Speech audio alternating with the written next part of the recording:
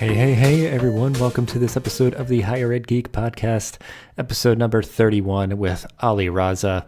A little bit of a longer episode, but I promise it is all worth it. Ali shares a lot about his journey and just really cool stuff that he's learned, just having a self-awareness about his path to where he is today.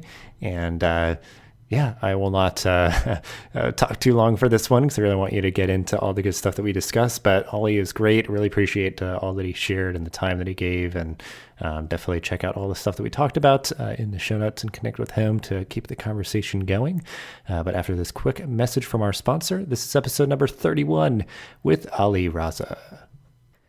Hey there, listeners. It's an honor to have our good friends at SwiftCake be a sponsor of the podcast because I've seen their work firsthand and it's truly unlike any student leadership training I've experienced. They've been voted Best Student Leadership Program Unprecedented 5 times, so you know they must be doing something right. As a bonus for our listeners, SwiftCake is giving a $500 discount off their normal speaking fee if you mention Higher Ed Geek when you contact them. I highly recommend their trainings for your campus as your students will be talking about it for months afterwards. It's really great stuff. Check them out, swiftcakehq.com to learn more and let them know I sent you. Now, back to the show.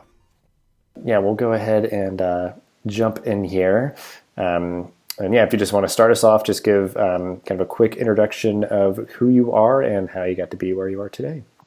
Awesome. Well, first, thanks for having me, Dustin. My name is Ali Raza. My pronouns are he, him, his.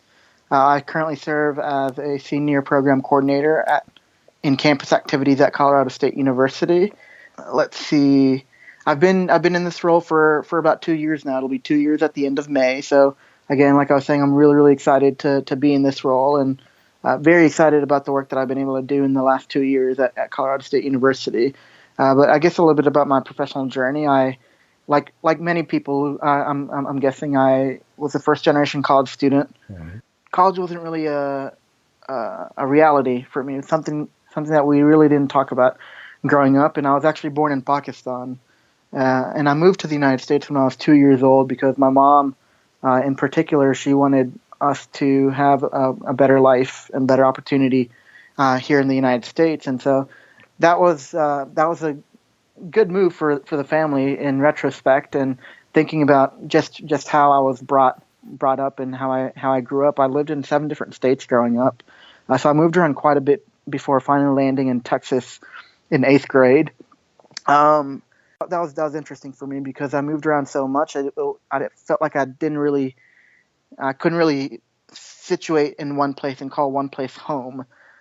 Anytime I would make friends, I would have to get up, move again, and start over and make new friends again. So that was always interesting for me growing up. But then as I got older, my parents, they really separated and got back together multiple times, and that was a really big motivating factor for me to have some sort of stability in life. And so for me, education was that stability that I kind of found and really fell into, primarily because my mom really encouraged me as I was growing older and older in my younger teens that education was the way out, because we grew up in poverty and there's a lot of family drama also going on. But my mom always encouraged me and said that education was one of the ways that I could potentially escape from some of the harsher realities that myself and my family were facing.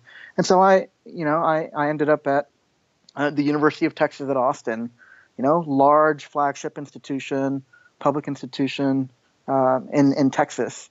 And there are a lot of people that attend UT Austin. And being a first gen, I came in there and I was shell-shocked. I was like, I have no idea what to expect, how to even maneuver this college experience. And, it was interesting, especially because the last year prior to me even applying to colleges, I was living on my own. My mom had left and my dad had left. And so it was just me. And so the fact that I got to college in the first place was, I think about it every now and then. I think it was a miracle, honestly. But I had a lot of good support in high school to be able to get to college, and so I'm very, very appreciative of that. when I got to UT Austin, I went to UT for 5 years. I started off as pre-med, and I was always a poli-sci major. But the more and more I got involved on campus, the more I realized that I wanted to do something outside of law school, outside of pre-med, and wanted to focus more on students, more on the campus activity side of things, uh, more on the co-curricular and extracurricular activities. I really didn't even have a name for this until probably my middle of my junior year in college, my third year in college. And it was when one of my mentors just nonchalantly mentioned that I could potentially do what I've been doing as a profession, as a career. And that's what really kind of changed my trajectory from wanting to go immediately into law school to go into grad school for higher ed and student affairs. But I would say a lot of my professional journey is really based on my initial involvements that I got involved with at UT Austin. And number one on that would be becoming an orientation advisor. I served as an orientation advisor for 4 years for my entire college career after my first year in college, and that was life changing for me because it really allowed me to connect with other aspects of campus. It allowed me to have several mentors in my life, father figures and mother figures even, who served as role models for me and served as people who really cared for me and really wanted me to succeed and really took me in. And so I'm so appreciative of them and of those experiences, because it's because of those experiences that I was able to get connected in student government at UT, and I worked on campus, multiple jobs, because being a first gen, not being able to afford college, it was hard. But I was thankful because I had a lot of good people in my corner, a lot of good people who were looking out for me, a lot of people who cared for my well-being and cared for my success, whatever that meant for me. And so as I continued on, and once one of my mentors, Kyle Clark, really named student affairs as a potential profession for me, I did a complete 180. I wanted to learn as much as possible about what higher ed and student affairs was, what graduate school prep programs looked like. I ended up becoming involved with the NASPA NUF program, which was also awesome because I got to connect with other folks, not only at my institution but at many other institutions, and be able to really actualize and see myself pursuing this higher level degree beyond just an undergraduate degree. And then I had the great fortune and privilege of applying for the Dungy Leadership Institute and getting accepted into that. And that was really, really transformative for me in particular, because that was the first time I connected with other people outside of my own institution who were actively going to be pursuing higher education or student affairs. And that really, really kind of got me excited to attend graduate school. And I was able to attend graduate school at Florida State University. Go Noles. I absolutely loved my time at FSU because it really, really challenged me in a lot of different ways, especially going straight from undergrad to grad school. I didn't have a lot of time to really kind of process my own graduation, my own experiences as an undergrad, but I knew I was ready to continue my education and really wanted to focus in on higher ed and student affairs specifically. And FSU was a great experience because it was a really strong cohort model. Everyone in my cohort genuinely really got along well together, which I know isn't always the case. But we all cared for each other, and we had great faculty, had a lot of great experiences. My assistantship was with the Hardy Center for Leadership and Ethics in Higher Education, which was really unique and different assistantship, something that was very different from what I had been doing all throughout undergrad. Focused mainly much more on alumni relations, overseeing an alumni board, putting on graduation ceremonies for master's and doc students, really supporting the higher ed and student affairs program at Florida State, and having an opportunity to work really closely with our VPSA and higher education leadership administration at FSU, which was really awesome. Then after my first semester in grad school, after my first year in grad school, I had an opportunity to do a NOTA internship at Bentley University, where I got connected with even more SA grads in the area, and we had a really nice crew. Shout out to the Boston squad if you're listening. But I met some great people, even met your partner. I worked with your partner, Jen, at Bentley University, which was an awesome experience because never before imagined myself working at such a specialized, small, private institution. But that was an awesome experience. And shout out to my students at Bentley who are graduating this weekend. So awesome experience. But anyway, just to make a long story short, I had a really transformative and really amazing graduate school experience that really led me to focus on what some of my professional and personal goals are, what my professional philosophy is in higher ed and student affairs. But I knew for sure what I wanted to do was to really represent those who feel underrepresented, and especially as somebody who was born in Pakistan, somebody who identifies as Desi South Asian. I don't see a lot of people who look like me and who have identities similar to mine in this field, and so I was really inspired by another mentor of mine who I met at UT Austin, Smita Rizika, who really kind of propelled my interest in being a part of this field because there's just so few Desis in higher ed and student affairs, and so I was lucky enough to get a job right before I finished graduate school, and I ended up at Colorado State University, and I've been in this role in campus activities for almost 2 years now, and I'm so thankful that I have been here because it's been a great experience, and I could not imagine a better job one coming out of graduate school. I'm surrounded by amazing professionals. I've a great student staff, and I know we can chat a little bit more about what I do specifically at CSU, but I just feel so lucky. I feel really fortunate to be where I am, and it's a lot of it is owed to the great mentors that I've had and people that really cared for me and wanted to see me succeed. Mm-hmm. Well, and I appreciate all that you shared, because it's so much like kind of your personal story is like just like deep at your core of who you are, and it led you to make decisions that led you to be where you are now. And I think it's good to have that self-awareness and appreciation of your story and be proud of it. And I think it's just really cool. I appreciate how you framed that, because I'll often kind of think that way, and I kind of have sort of similar, I guess, in the sense of just like, definitely like going into college, where I ended up afterwards, and like what I've been able to do beyond that, beyond what I thought was really possible, just my own personal growth and the things that I've had the opportunity to be a part of. And so I think, and similar in that way of like kind of going into senior year of undergrad, having that kind of awakening and being like, oh, okay, like I always thought I might work in education. Like I thought I'd be a high school history teacher,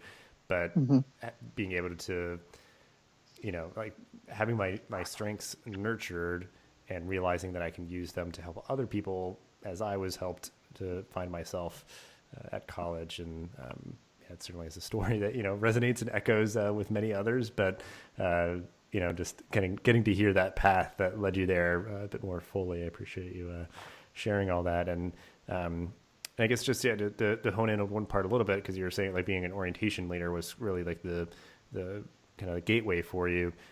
Is there like a particular maybe like anecdote from that experience in college that something it gave you personally or professionally that still resonates, like one of those lessons or just one of those interactions that kind of like you still think about now? It's always cool, I guess, because like the way that college impacted you, that we all try to help to nurture with our own students. So I guess what was one of those moments like for you when you were in undergrad? Yeah, that's such a great question, because I feel like I have so many of those moments, right? And again, I think I'm just really fortunate because I had really good people around me.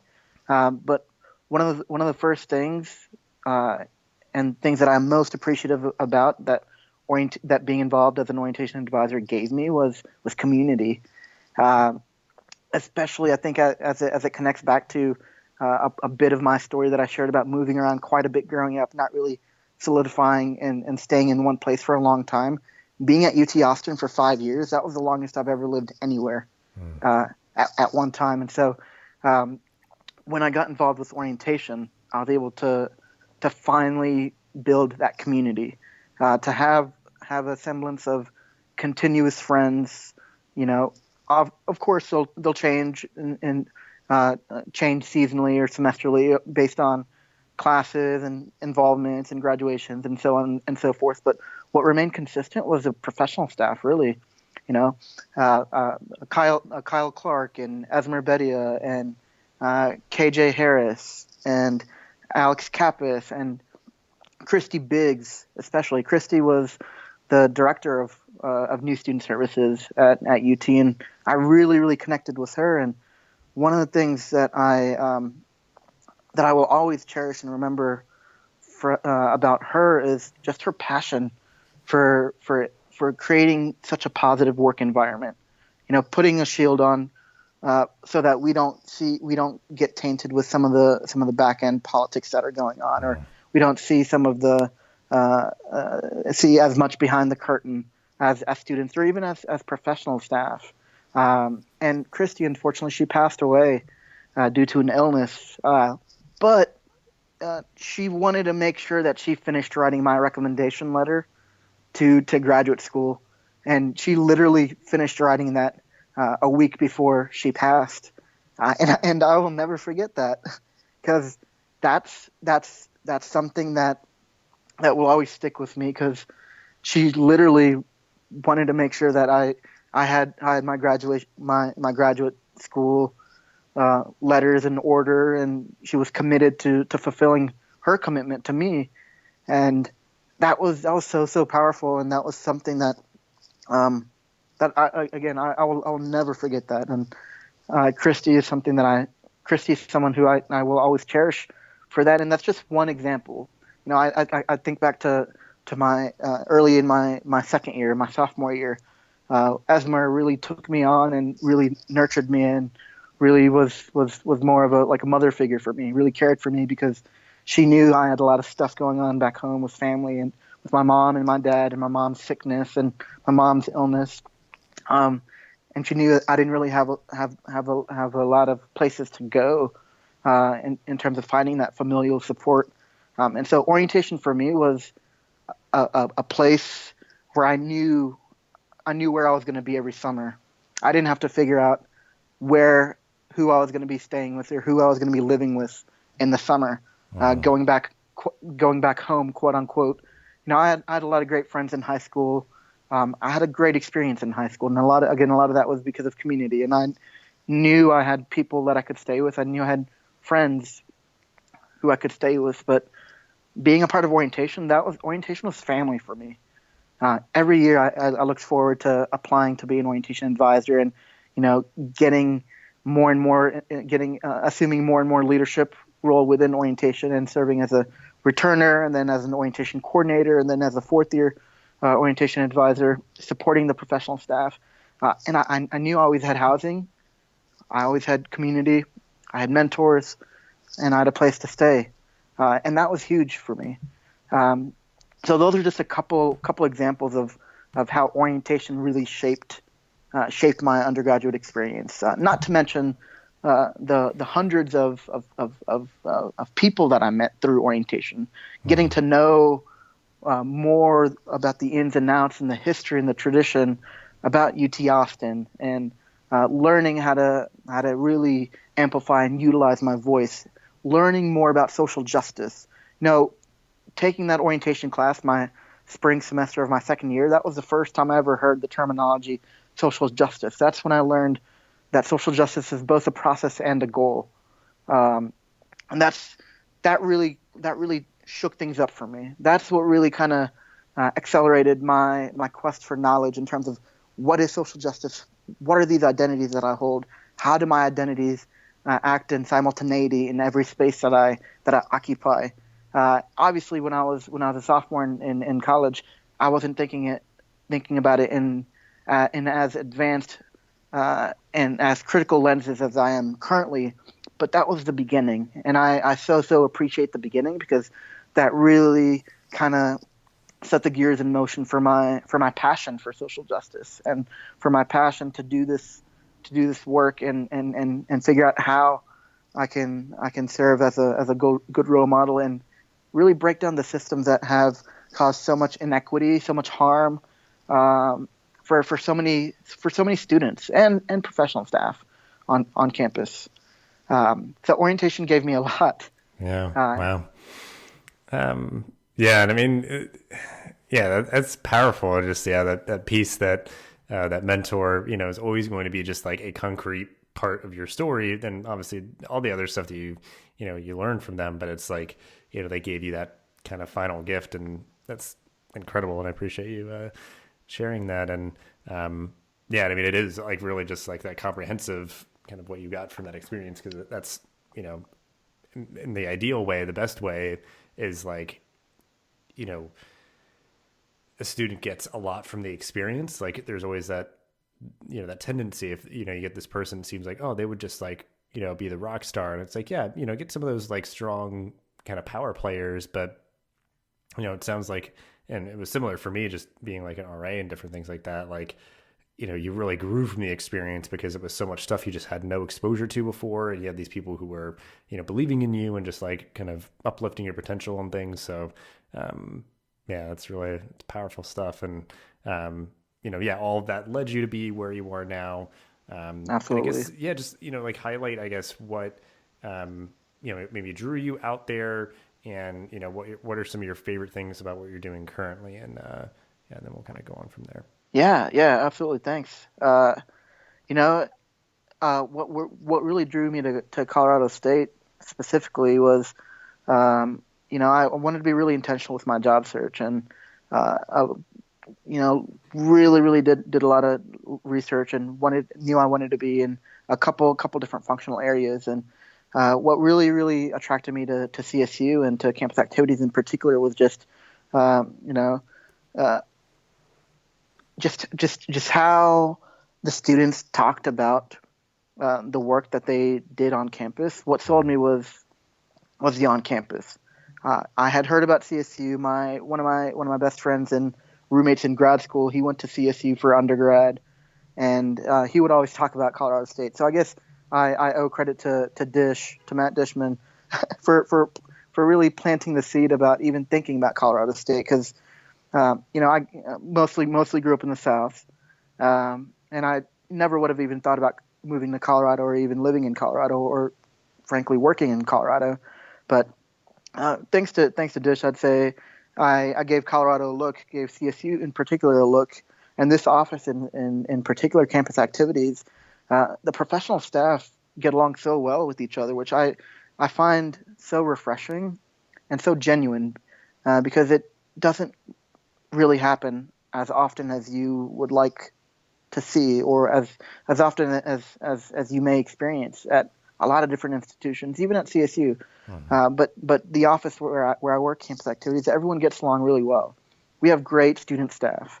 I have a large student staff, 25 student staff that I oversee. I work in the student center, so it's literally in the heartbeat of campus, which I love. I thrive off of the student energy. I thrive off of energy in general, and so having that opportunity to do this work in campus activities and put on large scale programs and small scale programs.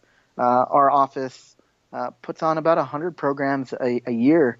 All kinds of programs, and there's RAM events in our office, which there's a student-led programming board for students by students. We have Lori Student Center Arts, and so they put on exhibitions and galleries for art showcases. We have a couple different galleries in the student center here, and then we have campus information, box office, and the flea market, which is the area that I more specifically work with. And so that's all about front-facing guest relations, ensuring that anyone who calls, anyone who interacts with you, knows where they're going, knows what's happening on campus. It's provided excellent customer service, and is just treated really nicely. So my area specifically, I have to know a lot of information. I have to know a lot about what's going on at CSU. I have to know a lot about what's happening. I almost have to know what's going on uh, before anybody else really knows what's happening. And so I have to really make sure that my students have that information, because if I can't relay that information down to my students, then my students aren't going to be able to be helpful. And one of the main things that we talk about is I want my students to be either the last or the second to last place somebody goes to in terms of finding a solution, or receiving an answer of some sort. If my students can't answer a particular question that a person has, then they for sure know somebody who can answer that question. And so it's all about providing those excellent experiences to people who interact with our students. So I have a really unique role. I do some operations work. I do a lot of large scale programming. I have the great privilege of working with a few folks to coordinate our city and university's annual Martin Luther King Jr. March and Parade and celebration. So get to work with a lot of off-campus partners as well as on-campus partners.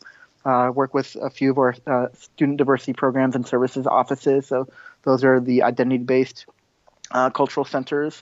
And so it's a really multifaceted and far-reaching role that I have, and I'm so thankful I get to supervise a graduate student and many students. And then in the summer, once summer comes around, I get to work more closely with the Orientation and Transition Programs Office, putting on evening programs for during RAM orientation late night. So that's really exciting. I continue to have that orientation piece connected to my job, which I really appreciate. Yeah. Yeah, that is really cool. It's like like a neat assortment of different, sort of things that you get involved with. And obviously, yeah, it's still all, just kind of like, creating an engaging student experience, and just making, and like the nice part of it, that it reaches out to the community as well, which is, as much as campuses can be a bubble, they are not an island. They exist in their communities, and, fostering like a positive environment, all around is really cool, because you're going to have guests come on campus that need to know things, and you'll For sure. be doing programs that can be kind of augmented by the community as well. For sure. Because I think definitely meaningful kind of interactions happen that way. But Definitely. And I absolutely love, like, the thing I love most about my job is definitely the opportunity that I have working with my students, because Dustin, they give me so much life. Even though I'm not too far removed from undergrad and grad school, they still keep me young. uh-huh. They keep me in the loop about what's the latest and hippest thing that's going on. But more importantly, it's really, really rewarding personally to see their transformation from day one of the semester to the end of the semester, and then even to the end of the academic year. And so that's been one of the greatest joys that I've had and that I've experienced on the other side. Now as a pro staff, having a large staff, supervising a grad student as well, seeing the growth that these students are experiencing, and seeing how they're able to make meaning and talk about their experiences on this job. One of the things that we really try to talk about is reframing this from just being a campus job to what are some ways you can you can gain transferable skills from this job and apply it to future internships or jobs outside of CSU. And that's been really rewarding, because I've had several students graduate over the last couple of years, and they always come back and they're like, wow, we actually learned a lot in this campus job. And a lot of credit goes to my grad, who has put in a lot of work and really assisting me and working with me to reframe how our students view working on campus. So I absolutely love my students, and they are for sure the number one reason why I took this job, and the number one reason why I continue to be in this role is because it's really rewarding to see them grow and flourish. Uh-huh. Yeah. I mean, that's definitely what it's all about, and what it always should be about. Right. So, yeah, I mean, and that's Yeah, it's really cool. Yeah, just being on that other side, and it's like not just the students that like would come with a question. It's like mentoring and guiding the students that you're working with so closely, and and I think just that reframing, like you said, is important to where. 'Cause it's the same thing of just like, oh, I'm graduating and I'm like heading into the real world. It's like, no, you've been in the real world Right, like you've been right. like, doing all your stuff and learning about the real world, and like, it's not, some like hard switch. It's like, yes, it is going to be a transition, but it's kind of that similar thing, like reframing, where it's like the things that you've been doing here are important and they like are valuable. You've learned a lot, you've grown a lot, and like it's going to transfer, and it's just helping people nurture that confidence a little bit, I guess, in that regard. So, Totally. um, Absolutely. but I guess just to switch gears here. So, moving on from kind of the higher ed stuff to more of the geeky stuff. So, Yeah. in the real world here, what are the things that you're geeking out about right now? Is it like stuff that you've just discovered, stuff you've always been into? Just kind of lay that out, and we'll dig in. Yeah. So I geek out about a lot of things, honestly. um, DC comics are things that I've always geeked out about. I'm much more of a Marvel person, much more Marvel than DC, but DC and Marvel have always been something that I've always been really, really into. Uh, Between the comics and especially the movies and all of the shows that have been on Netflix. I think the first summer that I moved to Colorado, I literally, obviously I didn't have any friends in Colorado and I didn't know anybody. So, like any person potentially would do, is I would just come home and then just binge watch uh, all of the DC and Marvel shows from Netflix. And so that's literally what I did for that first summer. Besides exploring, but it was a great way for me to kind of catch back up on a lot of things that I've been missing, and a great way to kind of reconnect with a lot of my interests with DC and Marvel growing up. Other things that I've really geeked out about. I've always been a huge Star Wars fan. When I was a lot younger, I think this is probably, I want to say, in sixth grade or seventh grade. I spent an entire summer reading every single Star Wars book, all the spin-offs, all of the spin-off of the spin-offs. Literally dedicated an entire summer reading every single book. I think by the end of it, I read probably 40 plus Star Wars books, just specifically Star Wars related, and it was amazing. Expanded that was, universe is a beautiful thing. Yeah. yes, I absolutely loved it. I absolutely loved it. Things that I've really, really been geeking out about more so nowadays. Um, I've really, really geeked out a lot about travel hacking.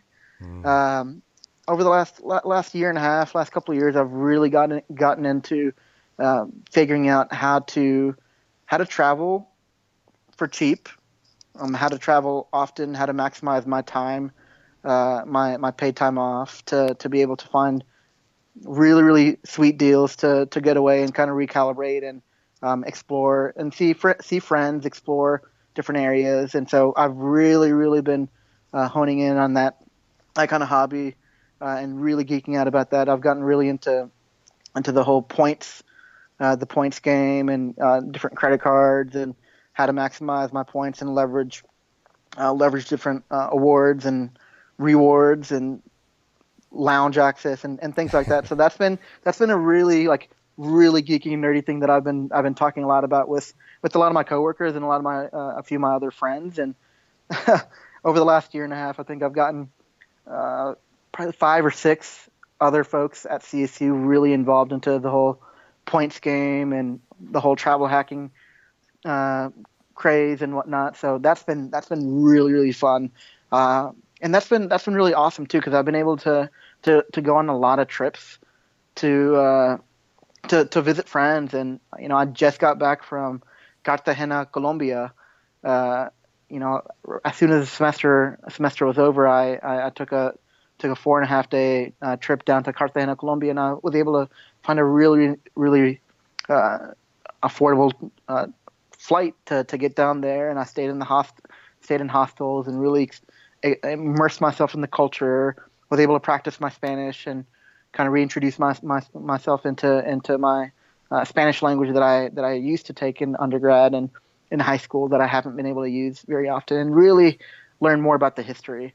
I know, Dustin, you mentioned that you're back in the day you thought about being a history teacher. Mm-hmm. Well, history was one of my minors, and I absolutely love history, and that's one of the things I love most about traveling is being able to know the history of the land and history of the current settlement and current the cities and whatnot. And so I learned so much about Cartagena this probably about a week and a half, 2 weeks ago now that I got back where I went.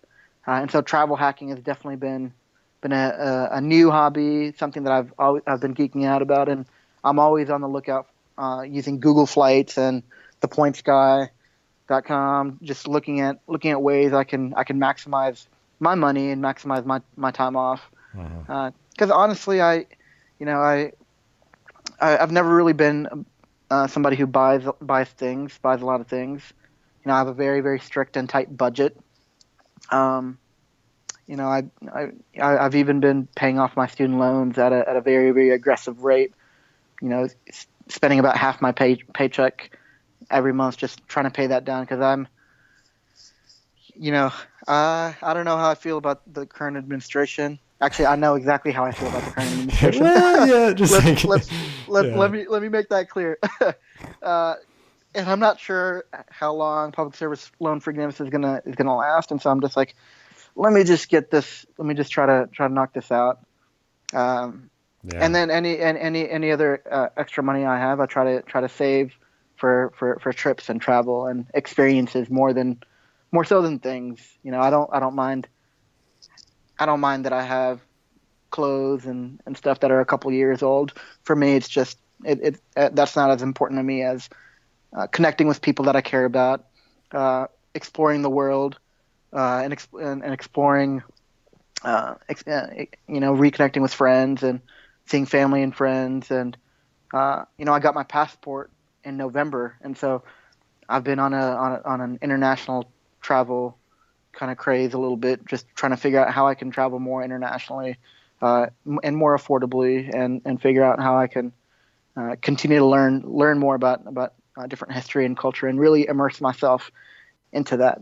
Because life is short, man, and I really want to try to do as much as I can. I'm definitely a maximizer. I want to do as much as I can with as little time that I have, especially while I don't have a lot of obligations I don't have a partner. I don't have a family to take care of too much, or a lot of responsibilities. So I have a fairly flexible schedule, which I'm very, very fortunate to have. So trying to take advantage of that. Yeah. Well, yeah. And I know it's like some people come at it from different ways. Obviously, like it's just, if you're, getting good deals and all that, you can just go to, like on more trips. But then it's also like, if you're, like doing a lot of that stuff, I think it was Liz Gross who was on, who like does the travel hacking as well, where like, it's like, well, I really want to go to this place, but it's going to be a really long flight. So if I can like be super like logical and like planning and like, just find good deals and use points and whatever, then like this, 16-hour flight to this place, we can be in first class. Yeah. We can use the airport lounges. We can like do different things. Like, so it's like just getting into the details there. Cause like, I was just remarking to her, it's like, cause she would, buy things out like very far in advance. And I'm like, well, I know like sometimes you can get a good deal like 2 months out from when you're flying. So I usually do that. And she's just like, that would give me like an anxiety attack or something, like she has to like really get down and like get, making charts or something and making sure she's getting the best deal. But I guess, and I hear more and more people kind of talking that way. And it's like, I get it now. Cause I think I'm starting to get to that point where I never traveled probably for the first 25 years of my life. And within like the past, because my birthday is coming up, so I'll be 29. So like the past 4 happy years early now. birthday. And so like the past couple of years, I've just traveled so much more than I did in the previous, quarter century.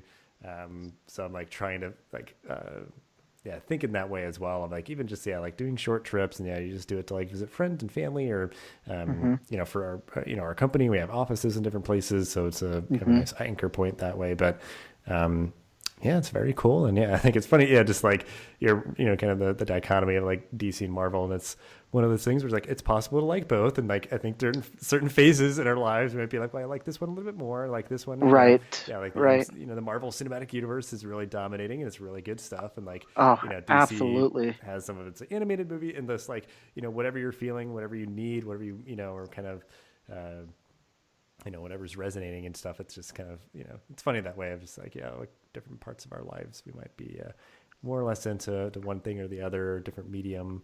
But yeah, because I Yeah. think it's also for me like more so like the Star Wars, Star Trek thing is very resonant because I used to like be like, oh, I'm not even going to bother with Star Trek. But then I think, oh, it's not bad. I get it. It's like different mindsets. I might be like, oh, I really need to watch like a Star Wars movie because I just want some like some action. And then like if I want to be cerebral, go for some Star Trek. But Right.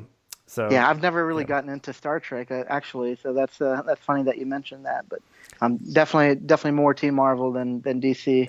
But I definitely hear what you're saying. Sometimes it's enjoyable just to kind of dip into the other universe a little bit and Yeah. see what's out there. Well, see, yeah, and I get like the best parts of it because it's also, I think some people get like put off because it's like, well, I like Spider-Man, but like I could never, get into his entire thing. It's like, well, no, you don't have to. Like, just like read like the best of stories, and like some of Hmm. those just are really going to be resonant moments for the character and just the lessons and stuff. And like, because I remember there was something. It was a Spider-Man related one, and he's my favorite character, but it featured Hawkeye, and I think he's getting a little bit more prominent in Marvel Yep. Comics, but it was just this little like kind of vignette for his character that Spider-Man was involved in.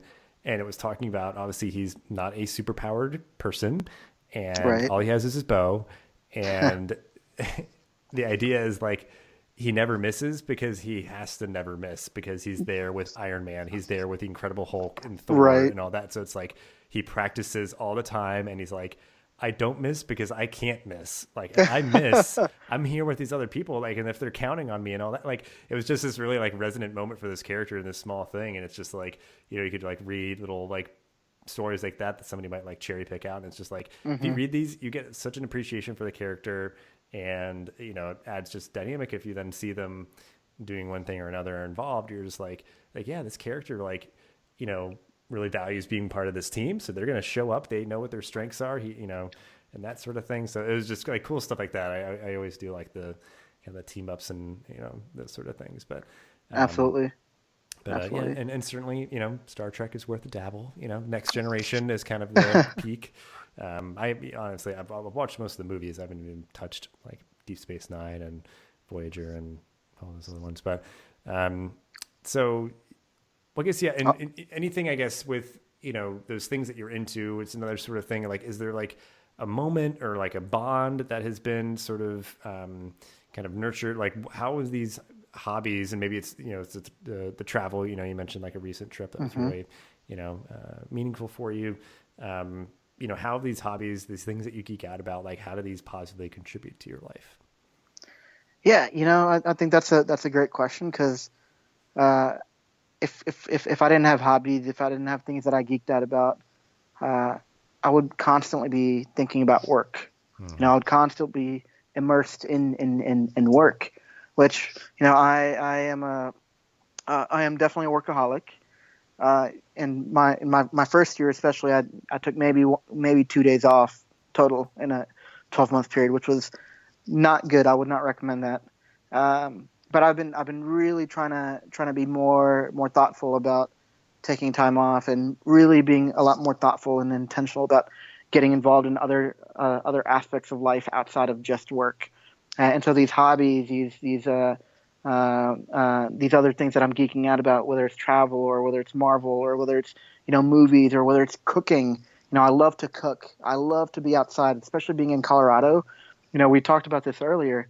The climate here is so good, and there are so many things to do outside. And I've really gotten a lot more into the outdoors, and I really appreciate nature. And there's so many national parks in the Mountain West region that are accessible, that are within driving distance or close by. That's something that I've gotten really a lot more into. And I absolutely love that because I can escape from work and kind of take that hat off for a little bit of time and just immerse myself in trying to be present. Immerse myself in trying to just be with nature or just be with good community, be with friends. The brewery culture is also really really big in Colorado. There's a ton of breweries. I'm sure you've kind of gotten a taste of that Oh, as yeah. you've been to Denver a couple times, right? Well, yeah, because the place I just went to that was incredible was Asheville, North Carolina, and Yeah, yeah. I haven't been to Denver, but I know that has like a great scene. So that's just like yeah, you're speaking to me right now, so I appreciate it. Yeah, and so the brewery culture is huge too. So with us getting more than 300 days of sunshine, no humidity, very pedestrian friendly, dog animal friendly, bike friendly environment. People are always outside, and I absolutely love the summer because it's so nice. There's so much sunshine. There's so much vibrancy. There's so much energy. People are outside, going on hikes on the weekends and brunch, and going on brewery tours and doing this and doing that. And uh, it's all of those interests and hobbies, and even in travel. All that contributes positively to my life because uh, there's just so much more to life than just work.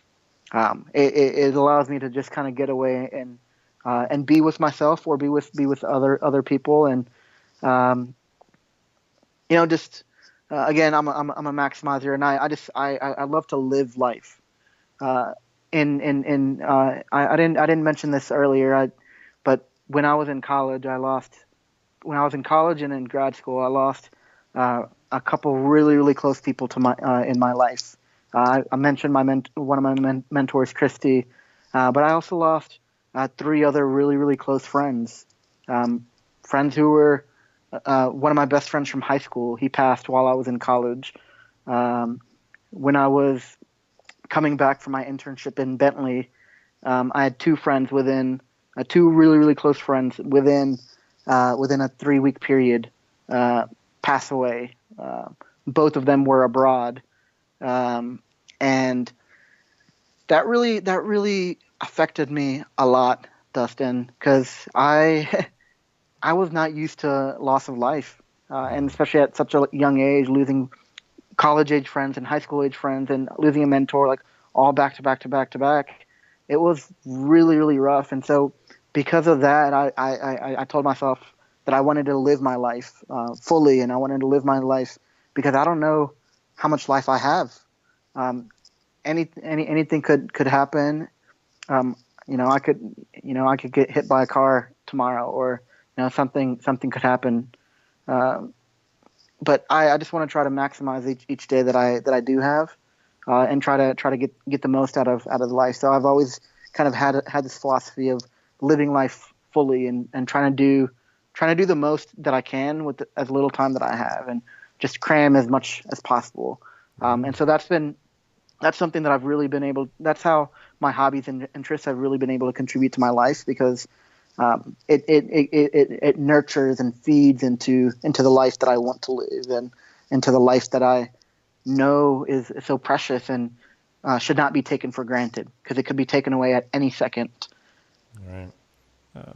Yeah, I mean, it's it's a beautiful thing. I guess just it's just a natural part of life is death, and when you experience those things, it certainly is going to have, and you should feel it, and you should process it. You're going to feel sad. You're going to go through some tough emotions, but you know, taking it the way that you have to be like, you know what, it doesn't do that person any credit to sort of just like wallow in despair for the rest of my life.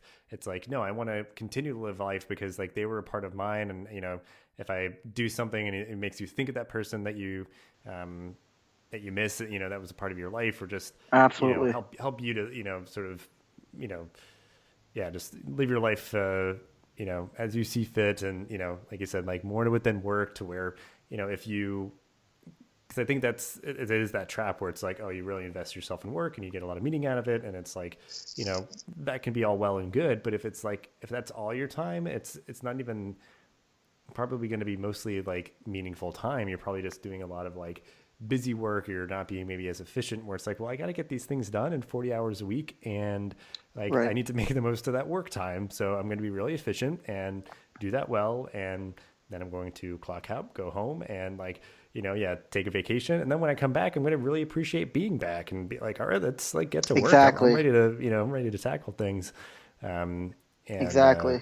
It's really great. Yeah. It sounds like you're just in a perfect place to kind of be able to have that center, where it's, a healthy sort of professional environment and personal environment so that those can kind of, that's what is our life. It's, people try to separate them too, where it's like, one doesn't, influence the other, but, just being able to have a nice harmony, I guess, is always the, different terminology, but, and I guess, as you're kind of, balancing your time and just kind of nurturing good harmony and balance and, joy.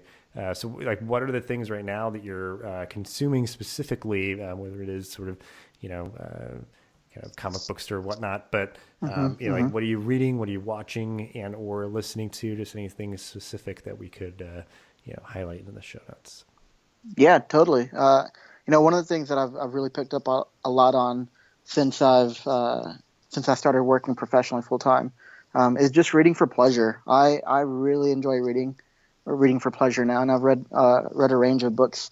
One of the books that I just finished reading is a book called The Power of Now by Eckhart Tolle, and it's all about centering myself and focusing on the present moment. And it goes back to what we've been talking about, right? Focusing on the now, focusing on the present. Not necessarily dwelling so much on the past, like remembering and honoring the past, not really thinking too much about the future, because oftentimes we can get into, or at least myself, I can sometimes get into that rut where I'm like always I'm getting very nostalgic, or I'm thinking so much about the future, and then I'm just missing what's happening currently in the present moment. And so that book has been really, really awesome for me in terms of centering myself and really slowing things down a little bit and focusing on the present moment, focusing on the right now, the right here and the right now. And so that's been really, really awesome. So that's something that I recently read. I just today I started one of my students let me borrow a book called Eloquent Rage by Brittany Cooper.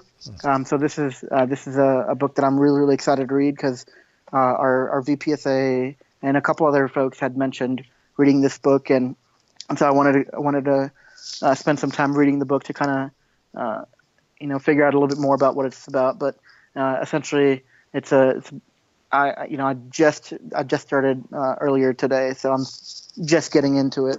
But I'm really, really excited to kind of link back up and potentially talk about what that book meant for me in terms of that.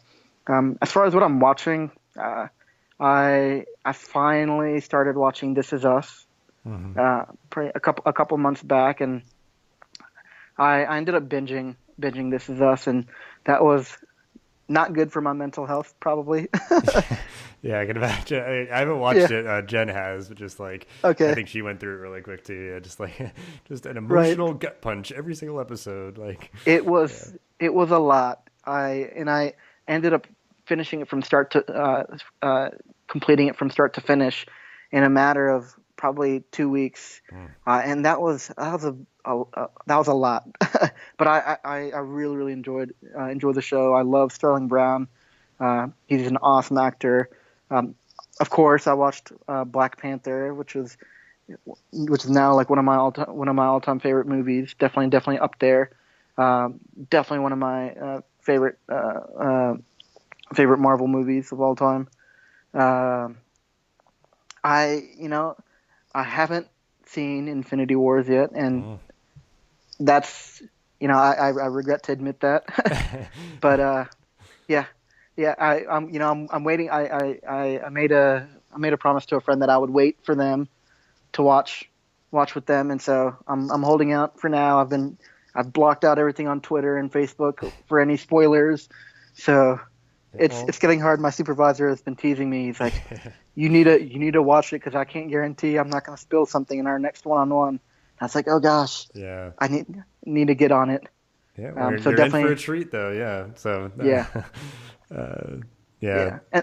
And then as far as listening, I'm a huge West Wing fan. You know, again, going back to my poli sci nerdy kind of attribute growing up. You know, my major, what I studied in undergrad. So I love the West Wing, and I listen to the West Wing Weekly, which is an awesome podcast. If you haven't listened to it, or if you're into that, and then anything by NPR. I'm always that's part of my morning routine, or part of my routine anytime I'm driving anywhere. Is just I just have NPR blasting because I love being in the know, figuring out what's going on, or you know if This American Life is on, or TED Radio Hour is on through NPR, then I definitely subscribe to that because I'm all about that. Yeah. Yeah. Good stuff. And, yeah, I know. For me personally, I'm looking forward to Deadpool 2 as of the recording of this Yes, episode. I'm seeing it this weekend. So, yeah, hopefully, I mean, like as of the recording, you've not seen Infinity War. Hopefully, when this comes out, you have. People can process with you. It's yeah, but you're in for a treat, and I know it is. Yeah, just like like save yourself to see it kind of for the first time with someone, and yeah, because I just love any excuse to head out to the movie theater, and so it's always a good time during the summer when there's more than enough movies to check out. But um, right, uh, absolutely. yeah, so yeah, we will wrap up the episode here. I'm interested to hear, just ending things on an optimistic note. What is something or things that you are looking forward to in your job, life, and or the world? Yeah, that's a big question. Uh, I'm just looking forward to really to scale it down. I'm really looking forward to summer. Hmm. Summer is nice because things are a little bit quieter. They're still busy. They're just a different kind of busy. Beautiful weather, great people. Not as many students are around in the city of Fort Collins, which is great for traffic and parking and just kind of getting around selfishly.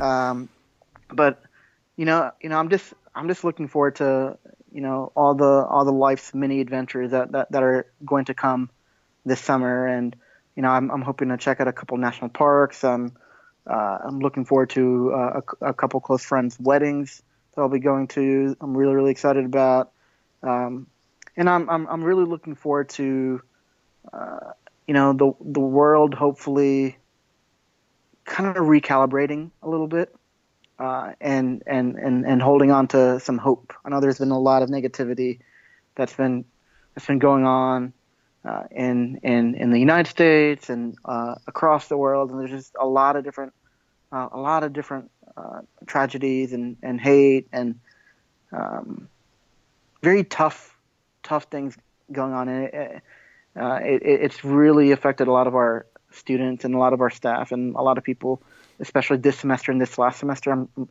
You might have felt some of this as well, and but I'm looking forward to a more positive outlook. I'm looking forward to more hope in the future that things will get better. And there's just a lot of um, there's just a lot that needs to be done.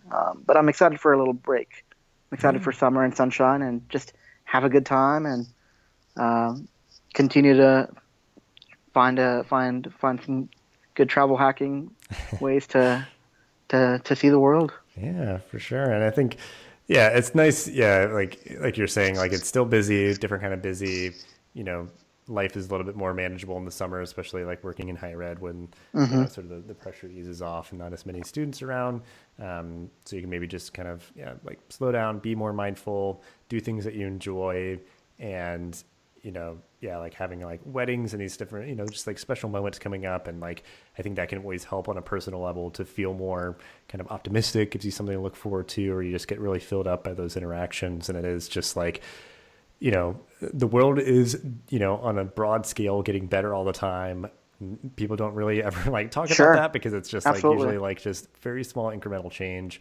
The Hmm. exceptions to the rules, these awful things that happen are noteworthy and should be talked about, but you know, there's things to be hopeful for if you look for it. And like you're saying, like hopefully like people just start to like, settle down, focus, work together, talk to each other, and like, you Right. know, yeah, I don't know. And it's just, I think we're so well positioned for a lot of positive change to happen. It's just the people who are kicking and screaming and trying to hold it up Mm-hmm. as long as they can. It's like, it's sort of inevitable, but if you want to like, delay it, whatever, we're going to try and work around it and do whatever. But, yeah, I just can certainly, obviously just bog us down in terms of just like our mood. But like you said, like certainly these things have a very real effect on the students that we work with. And we, it's just this like continual game of catch up, just like, okay, great. What's happening today? Like, what are we gonna have to deal with? And it just is certainly exhausting. And I appreciate that you're, continuing to take the time to do the things that you enjoy and see the people that you care about. And, it's always good conversations like this, just like kind of good vibes and talking about all the important stuff. And Yeah. yeah, just really appreciate the time here with you and all that you shared. And yeah, it's just really, really awesome. And I'll definitely have to look you up once we, whenever we get out to Denver and we can experience some of that, some of those good feelings there. And Absolutely. yeah, and just again, appreciate your time, and I'm sure we'll talk again soon. Just have a good rest of your night. Yeah, thank you again for the opportunity, Dustin. Really enjoyed spending some time with you and being on the podcast. So I appreciate the opportunity and hope you have a good rest of the night. Tell Jen I said hello. Yeah, absolutely. All right, have a good one.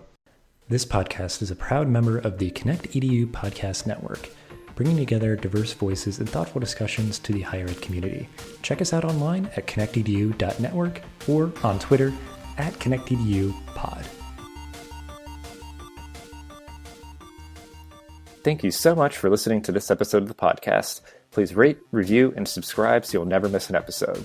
Thanks again for listening, and I'll see you in the next episode of the Higher Ed Geek podcast.